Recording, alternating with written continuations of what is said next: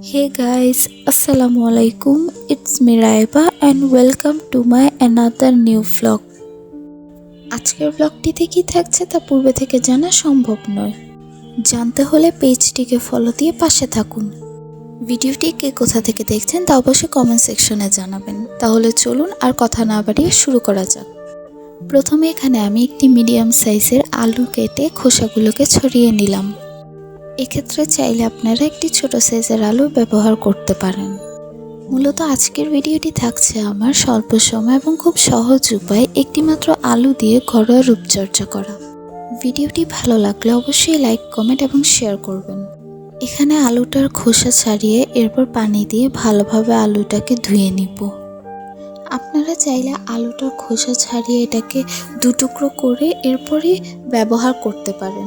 সময়েরও তো একটা ব্যাপার থাকে, সব সময় তো আর সবার সময় হয় না পার্লারে গিয়ে রূপচর্চা করার। তাই বাসায় কাজের হাজার ব্যস্ততার মধ্যেই আপনারা চাইলে এই ছোট্ট একটি রূপচর্চাটি করতে পারেন। আলু প্রাকৃতিক ব্লিচিং এজেন্ট হিসেবে কাজ করে। এটি ত্বকের কালচে ভাব, মেস্তা, ডার্ক সার্কেল দূর করতে সাহায্য করে। সপ্তাহে 2 থেকে 3 বার এটি ব্যবহার করলে ইনশাল্লাহ একটি ভালো ফলাফল পাবেন। আমি এখানে আমার সুবিধার ক্ষেত্রে আলুটিকে সরাসরি মুখে না ঘষে বরং এটিকে রেশা করে নিব। আলুটিকে ভালোভাবে ঝুরি ঝুরি করব।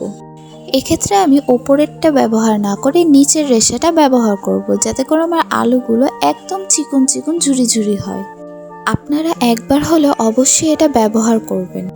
অনেকে অনেক উপায়ে প্যাকটি ব্যবহার করে থাকে, কিন্তু আমি মাত্র একটি আলু দিয়ে খুবই সহজ উপায়ে এই প্যাকটি তৈরি করব।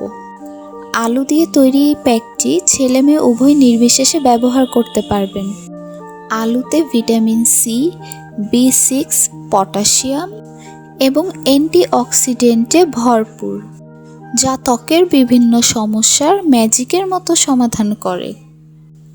আপনারা দেখতেই পাচ্ছেন এই উপায়ে আলুগুলো কত সুন্দরভাবে ঝুরি ঝুরি হয়ে যাচ্ছে।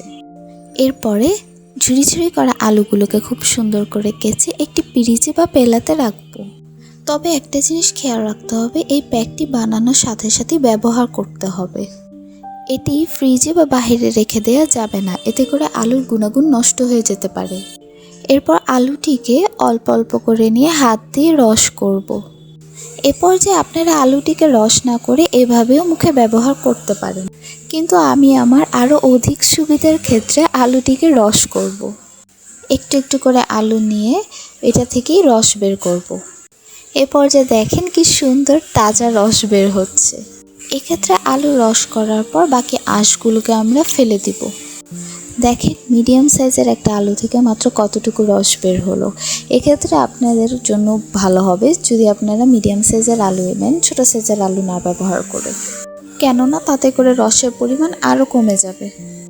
দেখেন এই ক্ষেত্রে আলুর রসটা এরকম গোল্ডেন কালার হবে। কিন্তু যদি আপনারা এই আলুর রসটা করার পরে কাজের ব্যস্ততায় ভুলে গিয়ে আমার মতো কিছুক্ষণ এভাবে বাহিরে রেখে দেন, তাহলে এই আলুর রসটা এরকম চকলেটি কালার হয়ে যাবে। তাতে করে যে আলুটা নষ্ট হয়ে গেছে এমনটা ভেবে এটি ফেলে দেওয়া একদমই দরকার নেই। নষ্ট হয়ে গেছে বা স্কিনে ক্ষতি হবে ভেবে এই ভয়ে এটিকে ফেলে দেবেন না। দেখেন এই পর্যায়ে আমি এটিকে সুন্দর করে আমার হাতে মেখে নিচ্ছি। আপনারা এটিকে হাতে, পায়ে, গলায়, চেহারায় ব্যবহার করতে পারেন। এরপরে 15 থেকে 20 মিনিট অপেক্ষা করে আমার মতো এরকম শুধু পানি দিয়ে সুন্দর করে স্ক্রাব করে ধুয়ে ফেলবেন। এরপর যে আপনারা কোনো ধরনের ফেস ওয়াশ বা সাবান ব্যবহার করবেন না, শুধুমাত্র পানি দিয়ে এটি ধুয়ে ফেলবেন। মাশাআল্লাহ, দেখেন এর পরবর্তী রেজাল্টটা স্মুথ অ্যান্ড ফ্রেশ হয়ে গিয়েছে। এরকম আরও নতুন নতুন ভিডিও পেতে কমেন্ট করুন। আজ এই পর্যন্তই, দেখা হচ্ছে পরবর্তী নতুন কোনো ব্লগে। Thanks for watching.